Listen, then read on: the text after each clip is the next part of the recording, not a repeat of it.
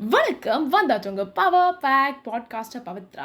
இன்றைக்கி நம்ம வானம் வாழம் சேனலில் சீசன் 4 எபிசோட் 2 என்ன பார்க்க போகிறோம்? நாளடையார் அப்படிங்கிற நூலை பற்றி தான் பார்க்க போகிறோம். ஸோ இந்த நூலில் வந்து நிறைய பாடல்கள் இருக்கும். நம்ம வாழ்க்கைக்கு தேவையான நிறைய நெறிகள், நிறைய விஷயங்களை வந்து இந்த பாடல்கள் மூலிமா வெளிப்படுத்தியிருப்பாங்க.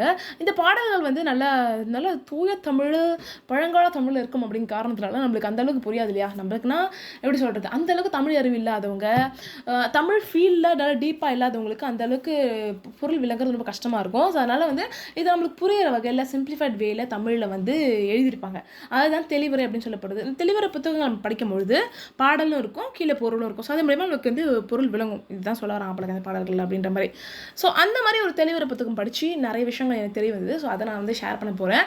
அதுக்கு முன்னாடியே I'm going to ask you a question. நிஜமாலே நான் பேசுகிறது உங்களுக்கு புரியுதா? ரொம்ப ஃபாஸ்ட்டாக பேசுகிறேன்னா, இல்லை நான் இன்னும் ஸ்லோ டவுன் பண்ணிக்கணுமா, இல்லைனா கரெக்டான டோனில் தான் இருக்குது, இல்லைனா எங்களுக்கு பழகிடுச்சனால எனக்கு தெரியல அப்படிங்கிற மாதிரி இருக்கா? என்ன இருந்தாலும் நீங்கள் தாராளமாக ஷேர் பண்ணலாம். பிகாஸ் இப்போ என்னோட பர்சனல் லைஃப்பில் நான் வந்து நிறைய பேர் சொல்லி கேள்விப்படுறேன், ரொம்ப ஃபாஸ்ட்டாக பேசுகிறீங்க, ஸ்லோவாக பேசுங்க. இது வந்து ஆக்சுவலி பாட்காஸ்ட்காக தான் நான் இவ்வளோ ஃபாஸ்ட்டாக பேசி பழகிட்டேன். இந்த 3 years ஃபுல்லாக வந்து ஃபாஸ்ட்டாக பேசணும் அப்படிங்கிறத தாண்டி டக்கு அடுத்தடுத்த வார்த்தைகள் வந்து நிற்கணும் அப்படிங்கிறதுக்காக இது நான் ப்ராக்டிஸ் பண்ணி கொண்டு வந்தது. பட் ஸ்டில் இது நிறைய இடங்களில் ரொம்ப நெகட்டிவாக போகுது. நெகட்டிவான்னு சொல்ல முடியாது, இது வந்து நம்ம கம்யூனிகேஷனில் ரொம்ப வந்து டிஸ்டர்ப் ஆகிற மாதிரி ஒரு ஃபீலிங்ஸ் இருக்குது. அதனால் வந்து நான் பர்சனல் லைஃப்பில் மாற்றிக்கலான்னு இருக்கேன். உங்களுக்கு வேணும்னா நான் பாட்காஸ்ட்டாக இது ஸ்லோ டவுன் பண்ணுவேன். அப்படி இல்லைப்பா, இது வந்து நீங்கள் வந்து கரெக்டான டோன்லாம் பேசுகிறீங்க, இந்த மாதிரி டோனில் பேசினா நல்லாயிருக்கும் அப்படின்னு நீங்கள் சொன்னீங்கன்னா நான் வந்து பாட்காஸ்ட் மட்டும் மாற்றாமல் பர்சனல் லைஃப்பில் மட்டும் மாற்றிப்பேன். ஸோ அதனால் நீங்கள் சொல்லுங்கள், உங்களுக்கு வந்து மாற்றணுமா வேணாமா, ஸ்லோ டவுன் பண்ணணுமா வேணாமா, இல்லை இதுக்கப்புறம் ஃபாஸ்ட்டாக போகணுமா, இல்லை இது ஃபாஸ்ட்னஸ் ஓகேவா அப்படின்னு எதுவும் இருந்தாலும் நீங்கள் தாராளமாக ஷேர் பண்ணலாம். சரிங்களா? ஸோ நாளடையார் அப்படிங்கிறது நூல் என்ன அப்படி பார்த்தீங்கன்னா 15 கீழ்க்கணக்கு நூல்கள் இருக்கும் இல்லைங்களா? அந்த 15 கீழ்க்கணக்கு நூல்களில் ஒன்று. அண்ட் வந்து என்ன சொல்கிறாங்க அப்படி பார்த்தீங்கன்னா திருக்குறளுக்கு அடுத்து சிறப்பாக இருக்கிற ஒரு நூல்னால் அது நாளடையார் அப்படின்னு சொல்லப்படுறாங்க. இப்போ திருக்குறள் அப்படின்னு எடுத்திங்கன்னா அதில் வந்து ஒரு மனுஷன் என்னென்னலாம் விஷயங்கள்லாம் பின்பற்றணும், எந்தெந்த விஷயங்கள்லாம் வந்து பின்பற்றக்கூடாது, எந்தெந்த விஷயங்கள்லாம் ரொம்ப உஷாராக இருக்கணும், எந்த விஷயங்கள்லாம் ரொம்ப கேர்ஃபுல்லாக இருக்கணும், எந்த விஷயங்கள்லாம் மறக்கக்கூடாது, எந்தெந்த விஷயங்கள்லாம் வந்து நம்ம வந்து ஃபர்கிவ் பண்ணணும் அப்படிங்கிற நிறைய விஷயங்கள் சொல்லியிருப்பாங்க இல்லைங்களா திருக்குறளில். அதே மாதிரி நாளடையார்லேயும் நிறைய விஷயங்கள் வந்து இதெல்லாம் பண்ணுங்கலாம் பண்ணாதீங்க, இப்படி தான் இருக்கிறது வாழ்க்கை அப்படின்னு நிறைய வாழ்க்கைக்கு தேவையான நிறைய விஷயங்கள் சொல்லியிருப்பாங்க. ஸோ திருக்குறளில் வந்து எப்படி இருக்கும் அப்படின்னு பார்த்தீங்கன்னா 3 வகையான பால்கள் இருக்கும். திருக்குறளில் 3 வகையாக பிரிச்சிருப்பாங்க. அதுதான் பால் அப்படின்னு சொல்லப்படுறது. ஸோ அறம், பொருள், இன்பம் அப்படின்னு இருக்கும். ஸோ இதில் நாளடையாரில் பார்த்தீங்கன்னா அறம், பொருள், காமம் அப்படின்னு 3 வகையான பால்கள் இருக்கும். அதுக்கப்புறம் வந்து திருக்குறள் என்ன டிஃப்ரென்ஸ் அப்படி பார்த்தீங்கன்னா 2 அடியில் இருக்கும். கருத்துக்களும் பொருளும் 2 அடியில் இருக்கும். கருத்து வந்து 2 அடியில் இருக்கும். இதில் வந்து பாடல்கள் ஒன்று 4 அடியில் இருக்கும். ஸோ இதில் 4 அடியில் 2 அடி வந்து அந்த கருத்து சொல்லுவாங்க, என்ன கருத்து அப்படிங்கிற சொல்லுவாங்க, மீதி 2 அடி விளக்கமாக இருக்கும் அப்படிங்கிற மாதிரி சொல்கிறாங்க. ஸோ இதுதான் நாளடையாருக்கு இருக்கிற ஒரு பெரிய ஸ்பெஷாலிட்டி. அண்ட் இந்த நாளடையாரில் வந்து முதல் அறத்துப்பாலில் இருக்கக்கூடிய முதல் தலைப்பு என்ன அப்படி பார்த்தீங்கன்னா செல்வம் நிலையாமை. அதாவது செல்வம் அப்படிங்கிறது, காசு அப்படிங்கிறது, வெல்த் அப்படிங்கிறது நிரந்தரமான விஷயம் கிடையாது அப்படிங்கிறத இந்த தலைப்பில் சொல்கிறாங்க. ஸோ இந்த தலைப்பில் இருக்கக்கூடிய நிறைய விஷயங்களை வந்து இந்த தலைப்பில் இருக்க நிறைய விஷயங்களை இப்போ நம்ம பார்க்க போகிறோம். அண்ட் இன்னொரு விஷயம் என்ன அப்படி பார்த்தீங்கன்னா ஒரு சில பாடல்கள், இன்னும் ஒரு சில தெரிவுரைகள், இந்த பாடல்களோட பொருள்களை படிக்கும்பொழுது அந்த விஷயங்கள்லாம் வந்து இந்த பாட்காஸ்ட்டில் சொன்னால் அது வந்து ரொம்ப பிற்போக்காக இருக்குமோ, அது வந்து இன்னும் நம்மளோட க்ரோத்தை டெமாலிஷ் பண்ணுற மாதிரி இருக்குமோ, நம்ம க்ரோத்தை நோக்கி இருக்காதோ அப்படிங்கிற ஃபீலிங்ஸ் வந்துச்சு. அதாவது ஒரு பர்டிகுலர் பாடலில் ஒரு பொருளில் சொல்லியிருக்காங்க இந்த மாதிரி என்னென்னா, ஒரு ஆண் வந்து முன்னாடி ஒரு தவறு பண்ணியிருந்தான், முன் வாழ்க்கையில் ஒரு தவறு பண்ணியிருந்தான் அப்படின்னா அந்த கர்மா இருக்குது இல்லைங்களா, அது வந்து அவன் இந்த லைஃப்பில் இம்பேக்ட் ஆகும். அது எப்படி இம்பேக்ட் ஆகும் அப்படின்னா தன்னோட மனைவியை வேற ஒருத்தர் கவர்ந்து போயிடுவாராம். ஒரு ஆண் தவறு பண்ணால் அந்த ஆணுக்கு தான் தண்டனை, எதுக்கு அந்த பெண் அப்படிங்கிற மாதிரி எனக்கு ஒரு கேள்வி வந்துச்சு. அண்ட் இது எப்படி இருந்துச்சு அப்படி பார்த்தீங்கன்னா ஒரு பெண்ணை பொருளாக கன்சிடர் பண்ணுற மாதிரி இருந்துச்சு. ஒரு பொருளாக ஒரு பெண்ணை வந்து கருதுகிற மாதிரி இருந்துச்சு. ஃபார் எக்ஸாம்பிள் இப்போ நம்ம வந்து சொல்கிறோம் இல்லைங்களா, போய் சொன்னால் வந்து ஒரு பென்சிலை வந்து திருடிட்டு போயிடுவாங்க, ஒரு பென்சில் காணாம போயிடும், காட் வந்து எடுத்துருவார் அப்படின்னு சொல்கிற மாதிரி ஒரு ஆண் ஒரு செல்வந்தர் தவறு பண்ணி முன் ஜென்மத்தில் தப்பு பண்ணியிருந்தா உங்களோட மனைவியை வந்து ஒருத்தர் தூக்கிட்டு போயிடுவார் அப்படின்னு சொல்கிறது ஒரு பெண்ணை வந்து பொருளாக வந்து கருத்துற மாதிரி இருந்துச்சு. அதனால் ஒரு சில பாடல்கள் அப்படி தான் இருந்துச்சு. ஒரு சில பாடல்கள் சொல்ல முடியாது, நான் படித்த ஒரு 10 பாடல்கள் கிட்ட அப்படி தான் இருந்துச்சு. அதனால் வந்து அது எல்லாத்தையும் நான் எக்ஸ்க்ளூட் பண்ணிவிட்டு எந்தெந்த விஷயங்கள் நம்ம வளர்ச்சி நோக்கி இருக்குமோ, எந்தெந்த விஷயங்களை நம்ம சமூகத்தை இன்னும் நல்லா சூப்பராக டெவலப் பண்ணுமோ அந்த விஷயங்கள்லாம் அவங்களுக்காக கொண்டு வந்திருக்கேன். ஸோ அதனால் அதை நான் எக்ஸ்க்ளூட் பண்ணிவிட்டு நல்லா நம்மளுக்கு தேவையான விஷயங்கள் மட்டும் நான் வந்து இப்போ சொல்ல போகிறேன். ஸோ முதல் பாடல் என்ன அப்படி பார்த்தீங்கன்னா, அறுசுவை யுண்டி அமிர்தலால் ஊட்ட மறுசிகை நீக்கி உண்டாரும் வருங்கியரா சென்றிருப்பர் ஓரிடத்து கூழினின் செல்வம் ஒன்று உண்டாக வைக்கற்பாற்றன்று அப்படின்னு சொல்கிறாங்க. அதாவது என்ன சொல்கிறாங்க அப்படி பார்த்தீங்கன்னா, நல்ல உணவு இருக்குதுன்னு வச்சுக்கோங்களேன், நல்லா வயிறு நிறைய சாப்பிட்ற உணவு இருக்குது அப்படின்னா அவர் வந்து செல்வந்தரை கன்சிடர் பண்ணுறாங்க. சரிங்களா? இப்போ வந்து மனைவி நல்லா அறுசுவை உணவு சமைச்சு கணவருக்காக போடுறாங்க, நல்லா இலையெல்லாம் போட்டு போடுறாங்க, கணவர் சாப்பிட்றாரு. சாப்பிட்டு முடிச்சுட்டு மனைவி சொல்கிறாங்க, இன்னும் ஒரு கரண்டி போட்டுக்கிறீங்களா அப்படின்னு கேட்கும்போது அந்த அந்த அந்த கணவர் சொல்கிறார், இல்லை போதும் அப்படின்னு சொல்கிறாரு இல்லைங்களா? அந்த மாதிரி ஒரு நிலை இருந்துச்சு ஒரு வீட்டில். நல்லா வயிறு நிறைய சாப்பிட்டு இன்னும் கொஞ்சம் கொஞ்சம் கூட போட்டுக்கலாம் அப்படின்ற ஒரு நிலை இருக்கு இல்லைங்களா? அந்த மாதிரி நிலை இருக்கிற அந்த அந்த பெருஞ்செல்வர் வந்து வேற ஒரு இடத்துல போயிட்டு யாசகம் எடுக்கிற வாய்ப்பு கூட இருக்குது, அதாவது பிச்சை எடுக்கிற வாய்ப்பு கூட இருக்குது. அந்த நிலை கூட அந்த நபருக்கு வரும், அந்த பெருஞ்செல்வருக்கு வரும். அதனால் இதை மனசில் வச்சுக்கிட்டு செயல்படுங்க, இதை எண்ணத்தில் வைத்து செயல்படுங்கள் அப்படிங்கிற மாதிரி சொல்கிறாங்க. ஸோ இது ரொம்ப இதுவாக இருந்துச்சு, ரொம்ப டிஃப்ரெண்ட்டாக இருந்துச்சு.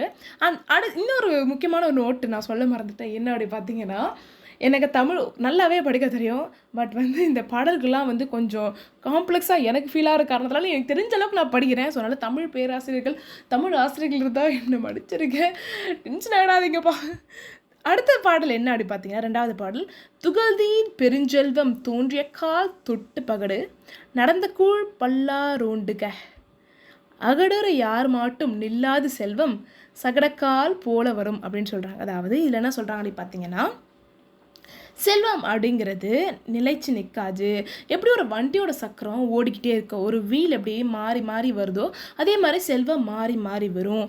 அதனால் உங்ககிட்ட செல்வம் இருக்கும் பொழுது அதை சுற்றி இருக்கவங்களுக்கு ஷேர் பண்ணி சாப்பிடுங்க. சாப்பாடை ஷேர் பண்ணி சாப்பிட்ற மாதிரி செல்வத்தை ஷேர் பண்ணி வாழுங்க அப்படிங்கிற மாதிரி சொல்கிறாங்க. அண்ட் இதில் என்ன சொல்கிறாங்க அப்படி பார்த்தீங்கன்னா, ஏறு உழுதலால் உண்டான உணவை பல விருந்தினருடன் உண்ணுக அப்படின்னு சொல்கிறாங்க. அதாவது ஒரு விவசாயத்தில் வரக்கூடிய ஒரு ஃபுட் இருக்கும் இல்லைங்களா, அதை வந்து ஷேர் பண்ணி சாப்பிடுங்க அப்படின்னு சொல்கிறாங்க.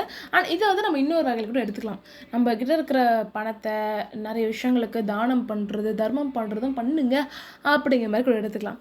அடுத்த பாடல் என்ன அப்படி பார்த்தீங்கன்னா, நின்ற நில்லா என உணர்ந்து ஒன்றின வல்லே செய்க சென்றன வாழ்நாள் செருத்துடன் வந்தது கூற்று அப்படின்னு சொல்கிறாங்க. அதாவது என்ன சொல்கிறாங்க அப்படி பார்த்தீங்கன்னா, உடலோட உயிர் இருக்கு இல்லைங்களா, அந்த நாட்கள் ஒரு பக்கம் சென்றுக்கிட்டே இருக்குது, செல்கின்றன அப்படின்றாங்க.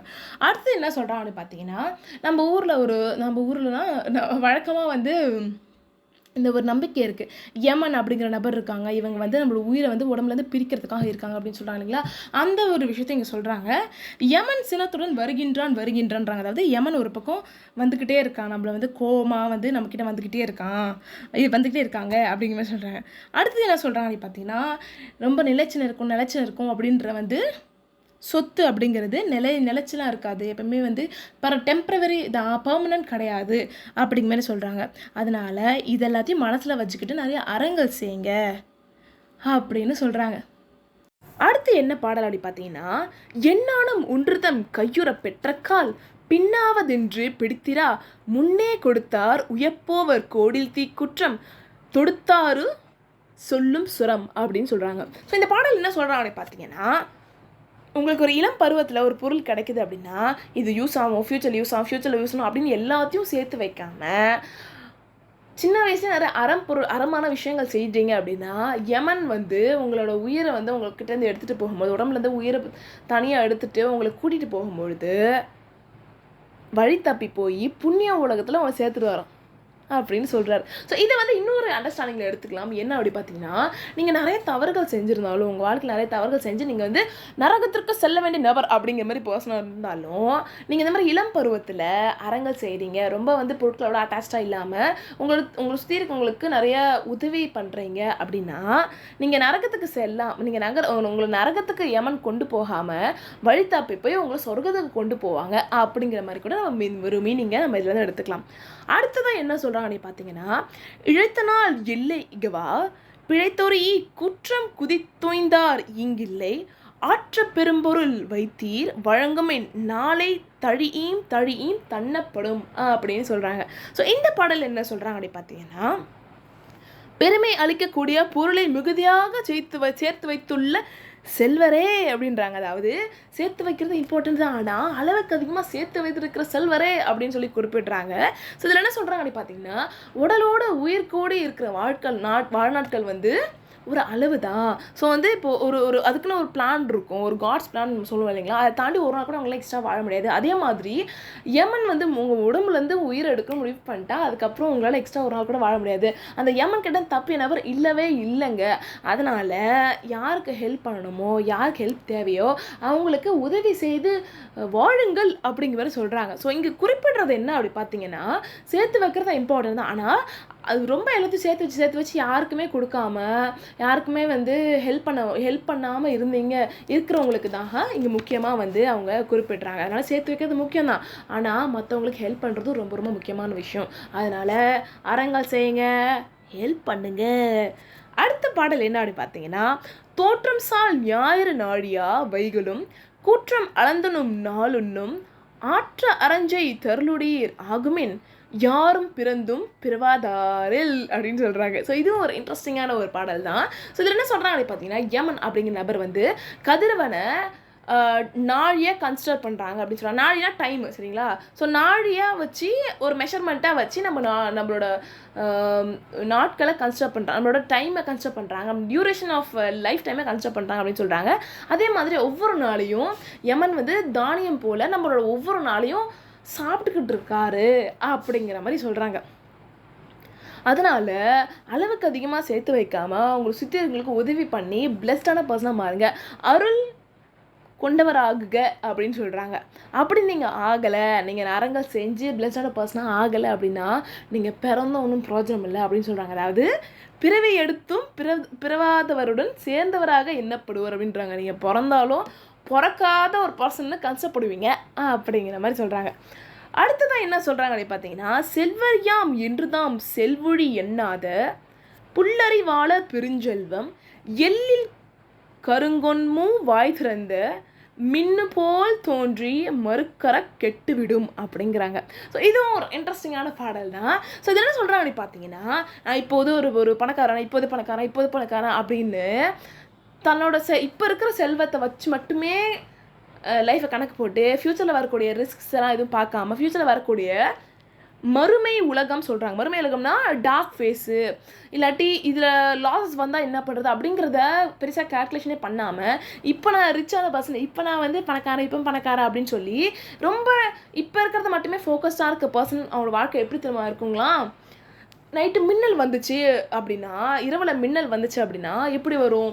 ஒரு ஃபியூ செகண்ட்ஸ் தான் அந்த பிரைட்னஸ் இருக்கும். அதுக்கப்புறமா அந்த மின்னல் போனக்கப்புறமா அந்த மின்னல் வந்த அடையாளமும் தெரியாது, அது எங்கே போச்சுன்னு தெரியாது, இருந்த இடமேலாம் போயிடும். அதே மாதிரி எந்த ஒரு பர்சன் வந்து ஃப்யூச்சரில் வரக்கூடிய ரிஸ்க்ஸை வந்து பார்க்காம ஜஸ்ட்டு நான் எப்போ பணக்காரன் அப்படின்னு சொல்கிறாங்களோ அவங்களோட லைஃப் அந்த மாதிரி தான் இருக்கும். கொஞ்ச நேரம் பிரகாசமாக இருக்கும், அதுக்கப்புறமா இருந்த இடமே தெரியாமல், இருந்த அடையாளமே தெரியாமல் போயிடுவாங்க அப்படிங்கிற மாதிரி சொல்கிறாங்க. அடுத்த பாடல் என்ன அப்படி பார்த்தீங்கன்னா, உடாதும் உண்ணாதும் தம்முடம்பு செற்றும் கெடாத நல்லறமும் செய்யார் கெடாது வைத்தீட்டினார் இழப்பர் வான்தோய் மலைநாட உய்த்தீட்டும் தேனிக்கறி அப்படிங்கிறாங்க. நிறைய வந்து ப்ரொனன்சியேஷன் மிஸ்டேக்ஸ் இருக்குன்னு நினைக்கிறேன். ஸோ இதில் வந்து ஒரு ஊமையை பயன்படுத்தியிருக்காங்க ஒரு விஷயத்த சொல்லி. ஸோ என்ன சொல்கிறாங்க அப்படி பார்த்தீங்கன்னா, ஃபஸ்ட்டு வந்து வானே அலாவிய மலைநாட்டு தலைவனே அப்படின்னு சொல்லி ஃபஸ்ட்டு வந்து ஒரு தலைவர்கிட்ட பேசுகிற மாதிரி, ஒரு கிங் கிட்ட பேசுகிற மாதிரி இந்த பாட்டை ஸ்டார்ட் பண்ணியிருக்காங்க. ஸோ இதில் என்ன சொல்கிறாங்க அப்படி பார்த்தீங்கன்னா, நல்ல ஆடைகளை நல்ல ட்ரெஸ்ஸு போட்டுக்காமல், அப்புறம் நல்ல சாப்பாடு சாப்பிடாம, உடம்பை வருத்தி நல்ல தானம் தர்மம் கூட பண்ணாமல், நல்ல புண்ணிய விஷயங்கள் செய்யாமல் ஒருத்தர் வந்து பொருளை சேர்த்து வச்சுட்ருக்காங்க அப்படின்னா அது வந்து இழந்ததற்கு சமம் அப்படின்னு சொல்கிறாங்க. ஸோ இதுக்கு ஒரு எக்ஸாம்பிள் என்ன சொல்கிறாங்க அப்படி பார்த்தீங்கன்னா, தேனை தேடி கூட்டில் சேர்க்கும் தேனீ கிளை ஆகும் அப்படிங்கிறாங்க. ஸோ வந்து ஒரு தேனி இருக்குன்னு வச்சுக்கோங்களேன், அந்த தேனி வந்து ஒரு பூவாக போயிட்டு தேனை சக் பண்ணிட்டு வந்து கூட்டில் வந்து தேனியை சேர்த்து வைக்கும். ஆனால் அதை யாரை சாப்பிட்றது? அது வந்து மனுஷங்க தான் எடுத்துக்காங்க.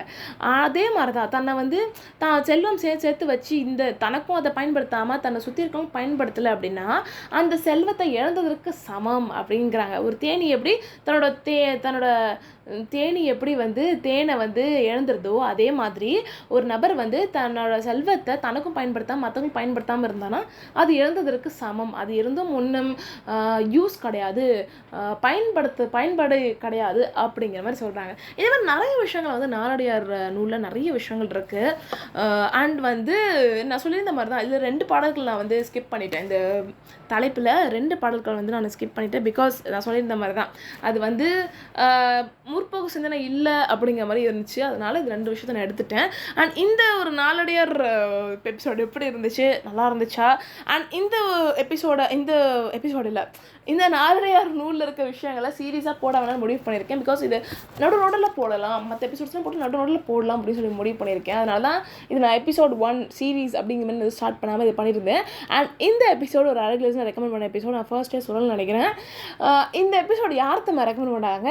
நம்ம 2 years முன்னாடி மேல் செக்ஷுவல் ஹராஸ்மெண்ட் எபிசோடு கூட பாட்காஸ்ட்டுக்கு ஸ்பான்சராக அப்படின்னு ஒரு எபிசோட் போட்டிருந்தேன் இல்லைங்களா? அதில் வந்து நான் சொல்லியிருப்பேன் நம்ம பாட்காஸ்ட்டுக்கு ஒரு மைக் ஸ்பான்சர் பண்ணியிருக்காங்க.